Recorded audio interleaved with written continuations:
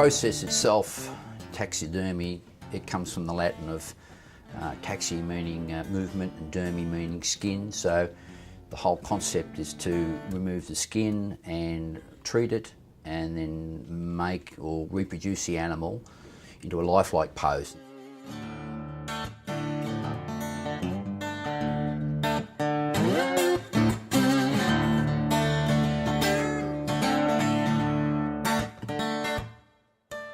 As a teenager, I even kept live birds in an aviary, and to have birds die and then think that they were just going to be thrown away, it was a terrible waste of some beautiful birds. So that was probably the first, or the primary reason why I started in taxidermy. And that was in the mid-70s. You know, back then there was no computers, no internet, no YouTube. It was either books or what we had back then was, you know, mail order correspondence courses. I competed at the World Show, and I won the World Champion bird, which is actually this bird that's up here, and was fortunate to win the Best of Show for the bird, and won the Masters Division and the Competitors Award. So it was a good campaign.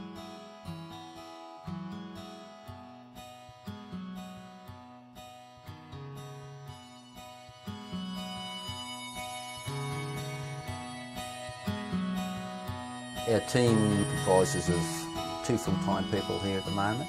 One of our older staff members here, Paul, does a lot of the mammals and game heads here for us. And then we have Stephanie, who's involved with a lot of the finishing work and smaller mounts that we do.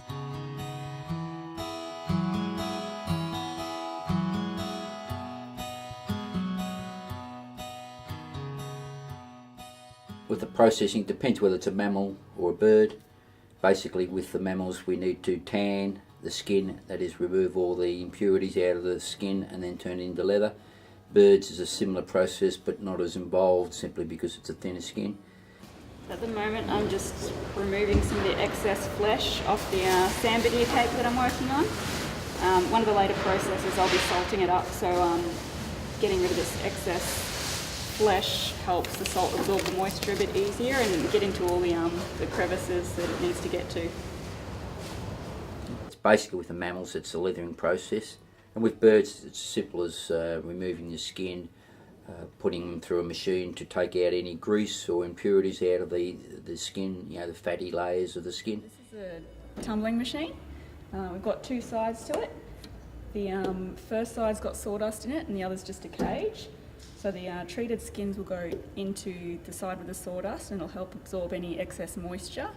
And once it's been tumbling around for a few minutes, then we'll shake out the sawdust and put it on the other side, and that'll get rid of any of the extra bits of sawdust or debris that's left in the cape. Once we've completed the tanning process of the hide, we can move into mounting the skin on our replica body.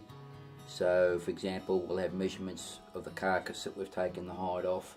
We use that as a gauge in the reconstruction of the artificial body, which is made out of the polyurethane foam.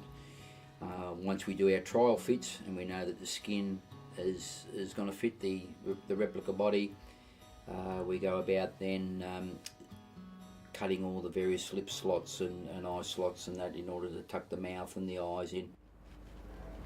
So now I'm pushing the lips up where they belong, like that. So you get a nice looking face. We'll set glass eyes in our replica body. We'll put glue on the skin, and we glue the skin over the replica body. Once it's dried, once the glues are set and it's dried, which could take a couple of weeks, we'll then come back and do all the finishing work with fillers and paint work around the soft parts, which is all the eyes, the nose and the lip area of the animal. So at the moment I'm just filling in the gap between the skin and the glass eyeball, and we'll paint that.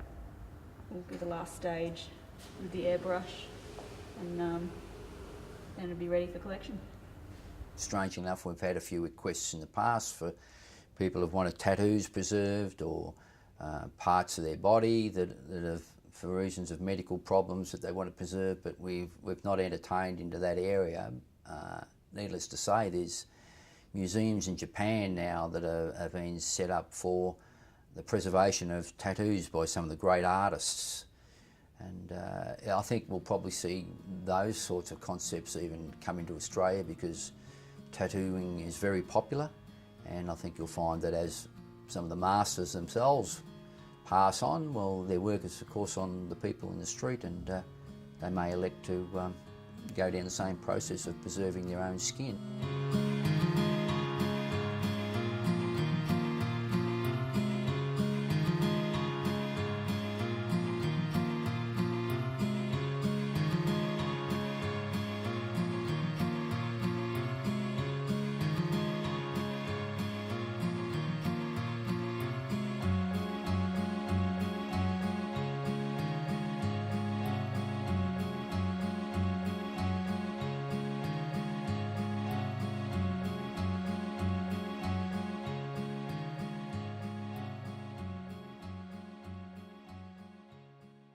So what's your passion again, Gary? Stuffing dead animals.